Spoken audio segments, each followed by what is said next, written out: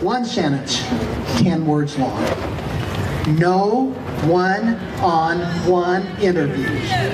No sexually explicit questions ever.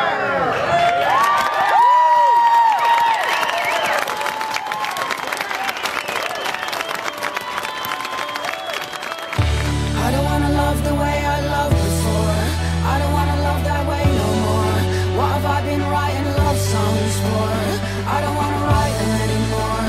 I don't wanna sing from where I sang before. I don't wanna sing that way no more. What have I been singing love songs for? I don't wanna sing them anymore. I don't wanna be that girl no more. I don't wanna cry no more. I don't wanna die no more. So cut me down from this here tree. Cut the road from off of me. Set me on the floor. I'm the only one I should adore. Oh, take me to church. I've done so many bad things that hurt. Yeah, take me to church, but not the ones that hurt. 'Cause that ain't the truth, and that's not what it's for. Yeah, take me to church. Oh, take me to church. I've done so many bad things that hurt. Yeah, get me to church, but not the ones that hurt. 'Cause that ain't the truth, and that's not what it's for. I was raised a devout Mormon, but in a place where I should have been protected and taught that I was loved, my church experience was full of anxiety and shame. As a girl of 13, my bishop pulled me into a room and asked me very, very detailed personal and sexual questions. It traumatized me. I always feared worthiness interviews from that time on and lived with a debilitating sense of unworthiness that I still struggle with to this day. Oh, take me to church. I've done so many bad things that hurt. Yeah, take me to church, but not the ones that hurt. 'Cause that ain't the truth, and that's not what it's for. Yeah, take me to church. Still an active member of the LDS Church. Temple recommend holding. All of my children went on missions. My time that my life was changed by the purity culture of the Mormon Church and by my bishop's interview, which was very humiliating, was 1978. And back then I was 18 years old and there was nobody that stood up for me. And I didn't know I could stand up for myself. So I'm here today to walk and to march for my young self. I'm gonna sing songs of loving and forgiving, songs of eating and of drinking, songs of living, songs of calling in the night. 'Cause songs are like a bolt of light, and love's the only love you shouldn't fight. Songs of longings but fulfilled, songs that won't let you sit still, songs that mend your broken bones and don't leave you alone. So get me down from this here tree, take the road from off of me, set me on the floor. I'm the only one I should adore. Oh, take me to church. It takes a long time when you're psychologically sexually abused to realize what happened to you. I was not molested in a bishop's office. I was not sexually abused, but my spirit was brutalized.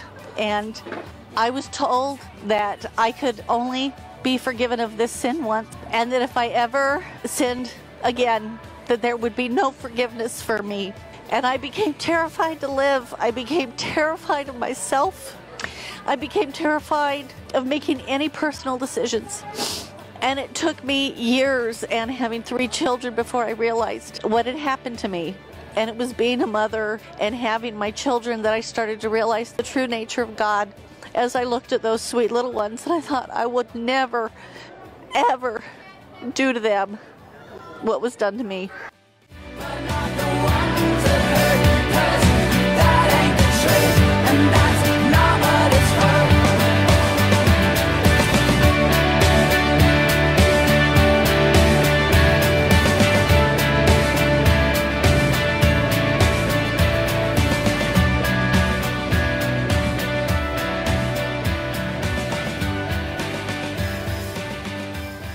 Let's look at the second type of sexual abuse you reported in your testimonial stories, the psychological sexual abuse. There are far more examples of this type in the data. It's a very serious problem. It stems from well-meaning advice and counsel from untrained leaders that is unintentionally shaming. In the very worst cases, though, the shaming is intentional.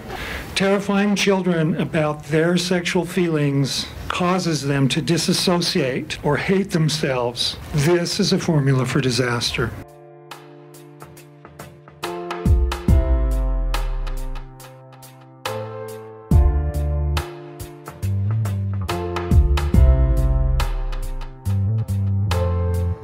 Don't know if I should quite sing this song. Don't know if it maybe might be wrong. But then again, it maybe might be right to tell you about the bullet and the red light. You know I'm not from this place. I'm from a different time, different space. And it's real uncomfortable to be stuck somewhere you just don't belong. People have said to me, why can't you just move on? Why can't you heal? And it's not like I haven't tried. And I don't know why I can't heal. I want to heal. But as I've read so many other stories and cried through so many other stories, some that are far worse than mine, and read about how they were depressed like I've been, filled with anxiety like I've been, wondering what's wrong with them like I did, and how they still carry those wounds with them. It's been very, very validating. And maybe it's the nature of the wound, you know. Maybe I'm fine and maybe I'm okay and that there's nothing wrong with me. I'm doing the best I can, and maybe it's just the nature of the wound. I was invasively questioned and shamed by my bishop. And when I went home, my parents finished the job. We've all learned now. We're all different people. I would like it if the apostles and prophets and leaders of this church would also learn and do the right thing and save people from the suffering. I saw a sign in the march today that said, "Too little, too late for me." And I can relate to that. It's too little, too late for me. But it's not too late for many, many more. I got 8 good reasons to stick around. 8 good reasons. Well, maybe 9 now. I had a dream one night about a bullet and a red light. You know, it felt alright. You know, it actually felt quite nice. Encouraging, asking, calling for change is totally inappropriate when our children are in the path of menacing and immediate danger. No way. When they are in danger, the lion in our hearts runs to confront the threat and demand that it be eliminated. I became the stranger no one sees. Cut glass, I crawl upon my knees. But I got 8 good reasons to stick around. 8 good reasons. Well, maybe 9 now. Let me be clear. There is no place in the gospel of Jesus Christ for worthiness interviews. And there is no other Christian denomination in the entire world that has a similar practice. My colleagues in ministry are absolutely stunned when I describe this practice to them. I am not exaggerating when I say that this would result in the discipline and defrocking of ministers in all Christian denominations of which I am aware. And I don't say this to shame the Mormon Church, though they should be ashamed. I say this to educate and to plead for reform. This practice, which was described in the church's official statement in response to our permission as an important part of ministering to a congregation, is nothing of the sort.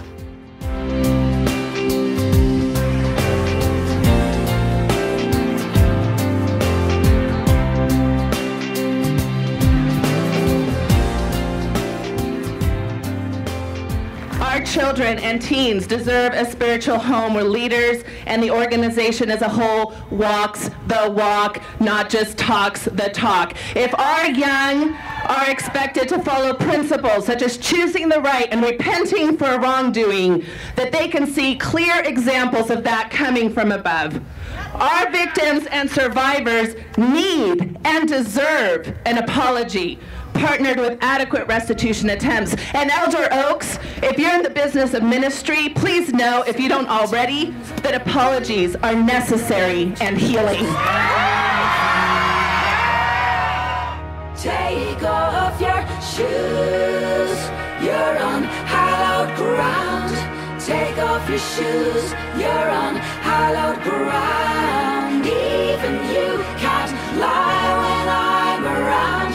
Take off your shoes, you're on hallowed ground. Behold, on the last lamplight, at the very end of your street, I'm whispering something. Come closer to me. Come closer to me.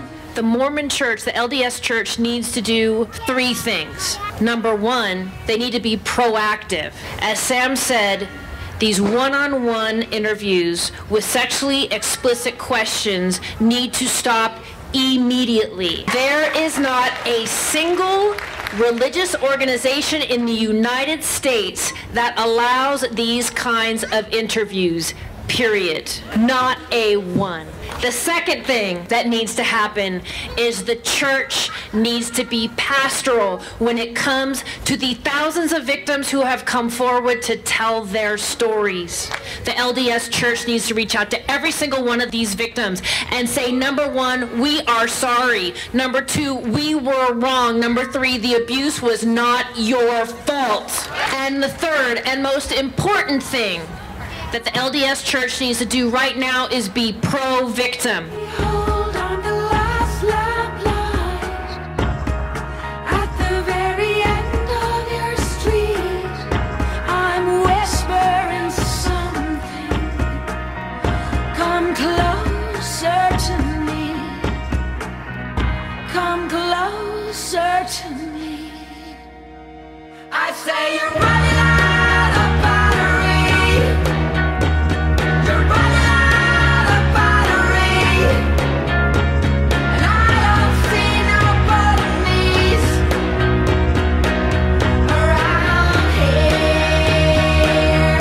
Take off your shoes, you're on hallowed ground. Take off your shoes, you're on hallowed ground. Even you can't lie when I'm around. Take off your shoes, you're on hallowed ground. Take off your shoes, you're on hallowed ground. Take off your shoes, you're on hallowed ground. Even you can't lie when I'm around. Take off your shoes, you're on hallowed ground.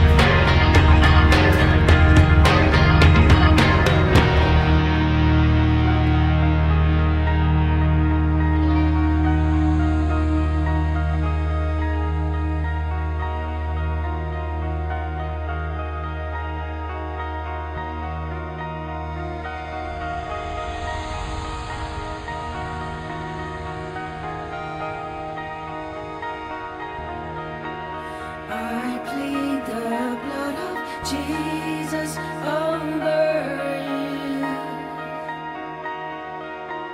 I plead the blood of Jesus over you.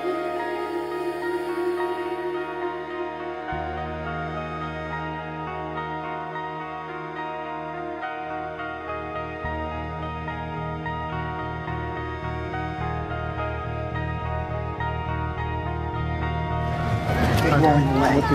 One sentence, 10 words long. No one-on-one interviews.